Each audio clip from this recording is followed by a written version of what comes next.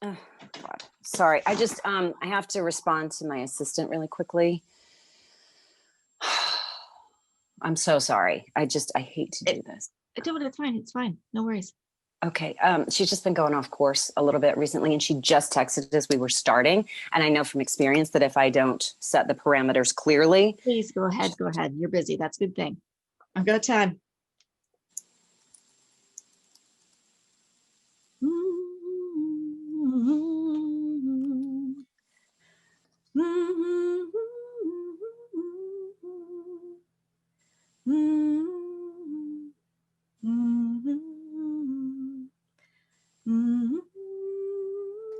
Okay, done. Oh, hi. Sorry. No problem. Clear parameters are important. Yes, of course they are. But I don't want you to think that I think that my job is more important, or that I'm peacocking around, rubbing it in that I have an assistant, because I really don't. And I'm not. Hey, I don't know from assistants, but parameter problems, I've had a few. So you got to nip that in the bud. I appreciate your forbearance. And I appreciate your use of peacocking as a verb. The first writer's room I was ever in, the showrunner mixed up perimeter and parameter. So he made every meeting sound like we were planning an incursion behind enemy lines. Art is war. Oh, God, there was no art on that show. It was just all war all the time. So to entertain myself during Punch Up an assignment, I would picture him as MacArthur from the neck up, with the aviators and the corncob pipe. Did that help? It did once I started mixing and matching him from the neck down with other characters. Ooh, like who? Mae West, Linda Hunt, Daffy Duck. God bless Mae West. All right, company, we're setting new perimeters for the back nine on this season. I want you to approach the finale very carefully, remaining cognizant of the new perimeters. Head on a swivel, writers. Head on a swivel. And then come on up to the break room and see me sometime. Come to think of it, I think he was also layering in some mild sexual harassment. So, luckily times have changed. Now you're the boss, showrunner of hit TNT show Served Cold. I know the name of my show.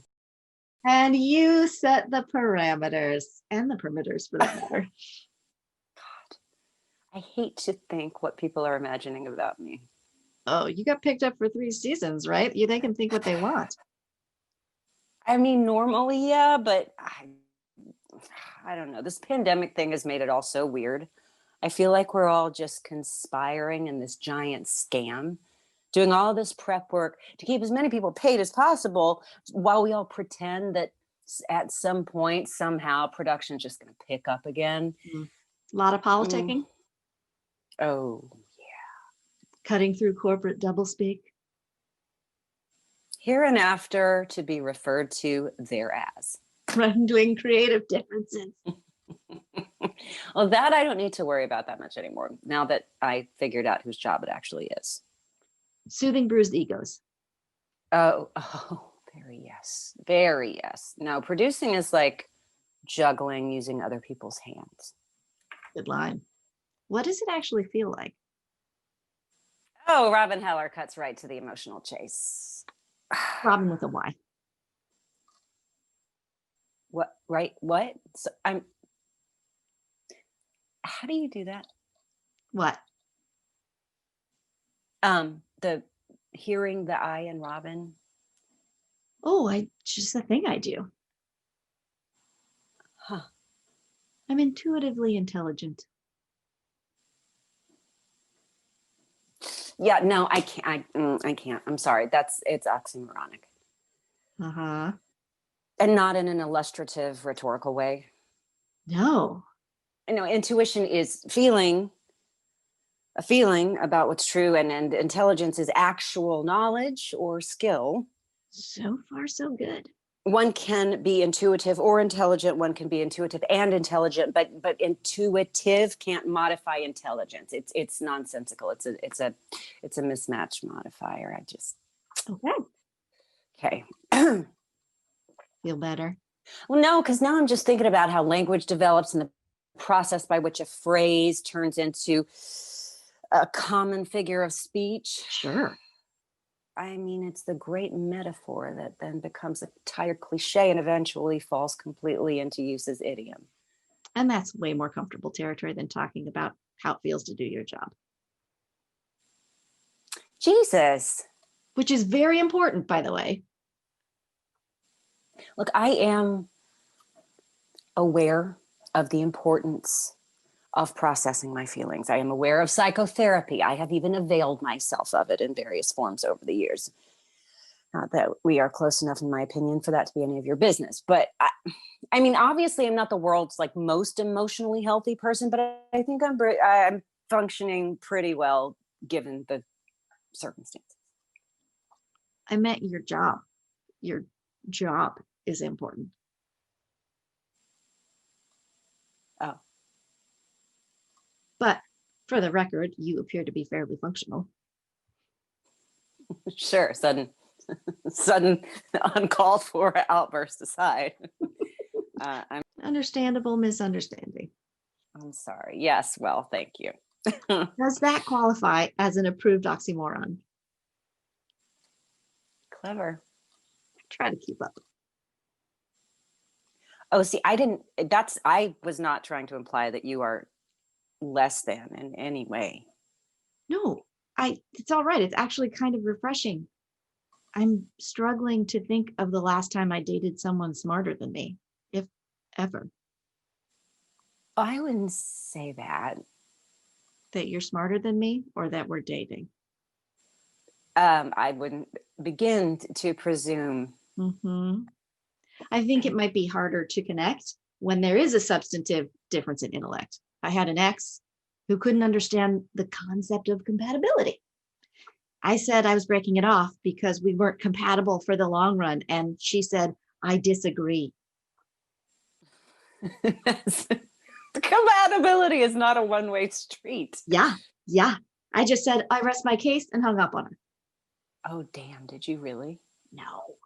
I spent a very good long while trying to debate her with as much loving awareness as I could muster in the direction of the same reality I was occupying, to no avail. Arnie Plesky. Gesundheit. Arnie Plesky is my brother's agent or representative, and also apparently sometimes she is an agency. What's the difference? See, that's the thing. There's not one. I don't see a difference. You don't see a difference, but Arnie Plesky occupies her own reality, which sits adjacent to ours. So it's like two soap bubbles, transparent soap bubbles, and we can see into each other's universes. We can even wave to each other across the border, but the surface area where they actually meet is small and very slippery. I don't know whether that's a plus or minus in an agent. I've been wondering about that myself. You should write that one down about the soap bubble realities. It's very poetic. Yeah, maybe. How long ago was that? The compatibility girlfriend. Oh, 8-10 years ago. So before radical transparency. Ugh, I wish I'd had the wherewithal done even a year and a half ago. But that sort of self-awareness comes with mileage. Well, you wear your mileage well. Thank you. I wasn't fishing. Oh, I wasn't. What's the converse of fishing? I don't know. Were you jumping into my boat? You know, based on our cast members, though, and some of the responses we've gotten from the show, I think that kids today just develop a sense of self and autonomy a lot earlier than we did, or than I did, anyway. Jesus, kids today, who am I, fucking Paul Lind? You would look pretty sexy in an ascot.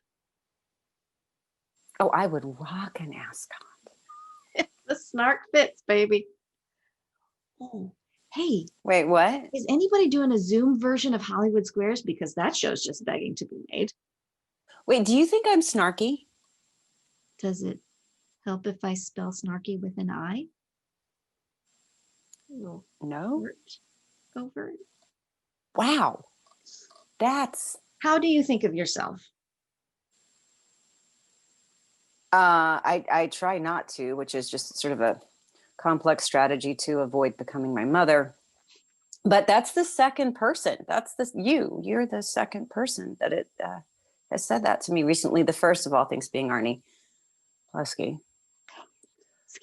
What a great name.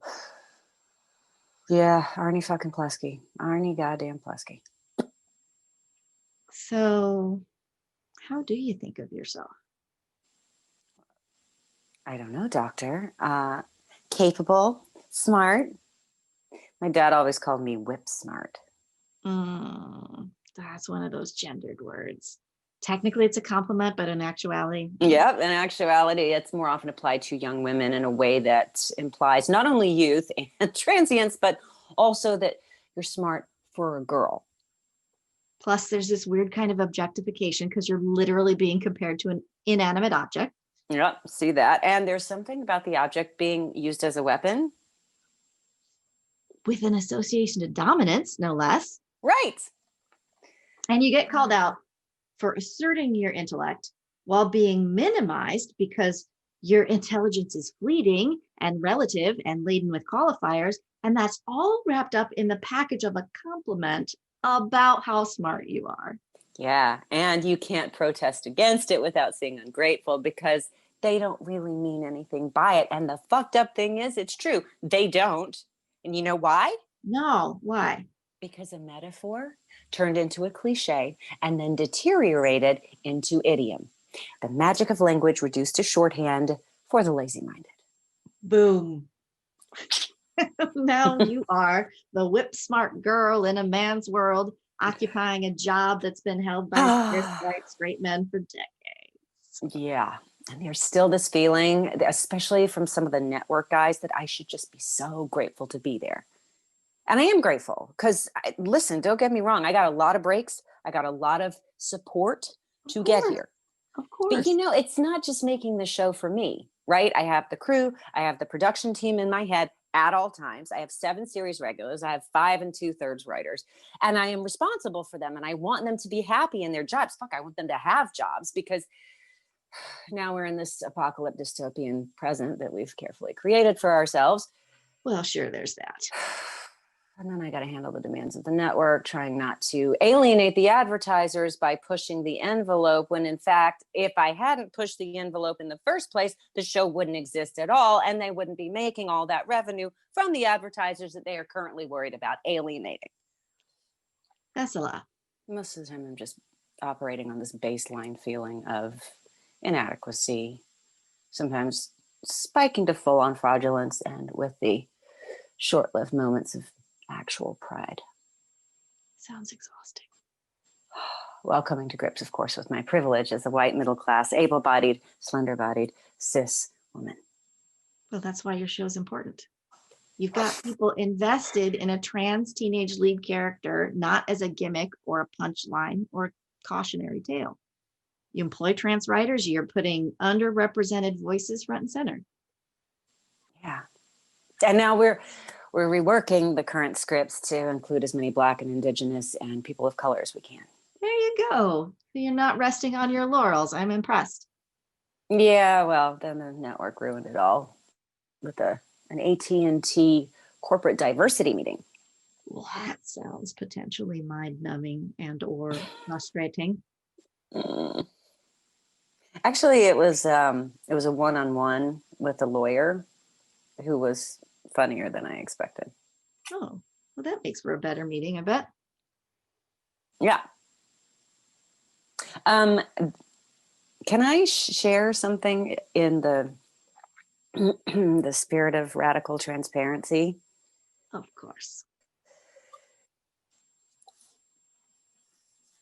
I think there was a vibe. Oh, what kind of vibe? It's hard to say at this point, and I wasn't even sure if I should mention it because I don't know what this even is. So Okay. but then I thought I should over up and be radically transparent. I appreciate that. Is there anything else you want to share? Oh, no, just, I just didn't know if that would affect how you wanted to proceed, if you, wanted to proceed with whatever this is. Dating. I Yeah, I mean, I would call this dating, an online pandemic safe version of dating. So okay, I see no reason for us not to keep doing that as long as we're enjoying each other's company.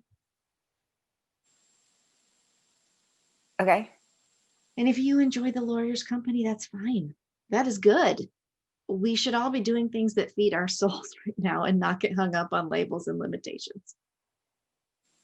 Wow. Yeah, I'm very much not saying that dating a lawyer pushes you out of the Venn diagram of dateability. Wait, is there really a diagram? Yeah, I'm just trying to be clear. Well, clear parameters are important. Absolutely. You got to understand your own needs and feelings and communicate them. There's a lawyer. Keep me posted on any developments. If anything significant changes, can we agree to let the other one know? Yeah, of course. Yes. God, how very rational and mature of you. I highly recommend the book The Ethical Slut. Oh my God, are you polyamorous? I have no experience with poly, but I have not had great luck with monogamy. So I've been examining my own biases and patterns around that and looking at potential alternatives. That sounds exhausting. Um, what was what was the song that you were humming earlier? Probably a song for Ted. It's been on repeat in my brain for a couple of days. Can you sing that a little bit for me? Why? Just because it sounded pretty. Do I need another reason? You don't. Oh Jesus, no! I'm not trying to like audition you or make you a puppet or any of that. Okay. Thank you. You know, I just get so tired of talking. I am tired of thinking about polyamory, for example, and the patriarchy and white supremacy and the election and what I can or cannot do about the election and what the show is and my past and how dissatisfied I was when I said cut to the emotional chase earlier. And then when I heard you singing at the beginning of the call, it just really kind of calmed me down for a second and it quieted all those voices. And I just would love for that to happen again. Well, that's a very good reason.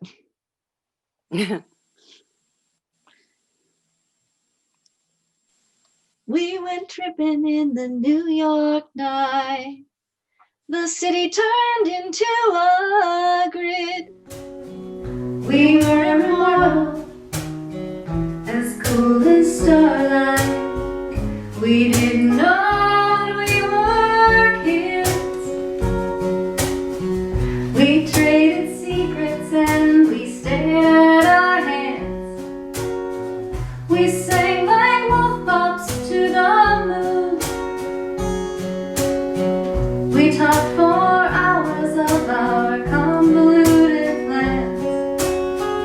It seems we spoke too soon. Now all the voices in my head, all the voices in my head,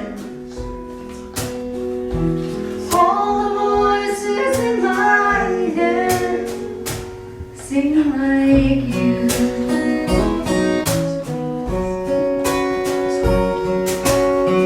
Slow motion wrestling on spring soft ground, synchronized and so controlled.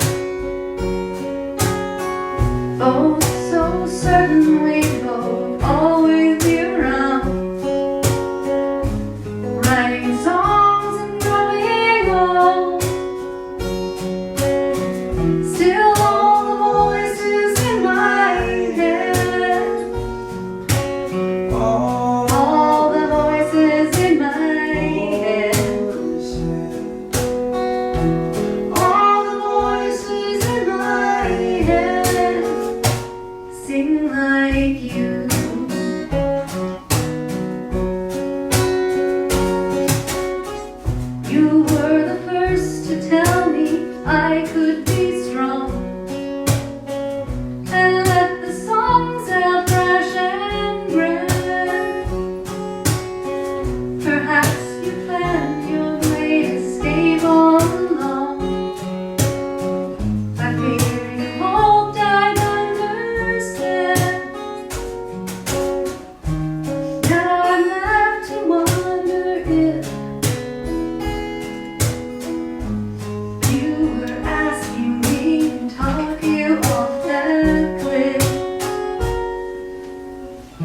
you.